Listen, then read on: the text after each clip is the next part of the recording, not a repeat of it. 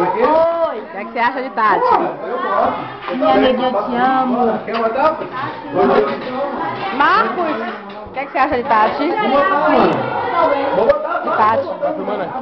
Acho ela legal, cara. Ela é muito gente boa. Ela merece esse aniversário, entendeu? Tudo bem que ela tem um namorado veio Horroroso! mas ela é legal. Tchau, Tati, um beijo. Wagner! Muito alto. Vai. O que você acha de Tati? Já desceu?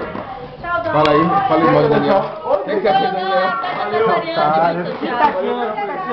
Aniversariante! Uma pessoa maravilhosa. E Daniel, namorado dela?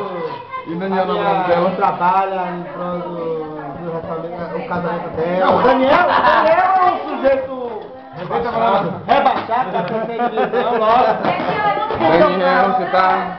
Agora, se a outra Tatiana, tem muita coisa pra falar também. Impossível, né?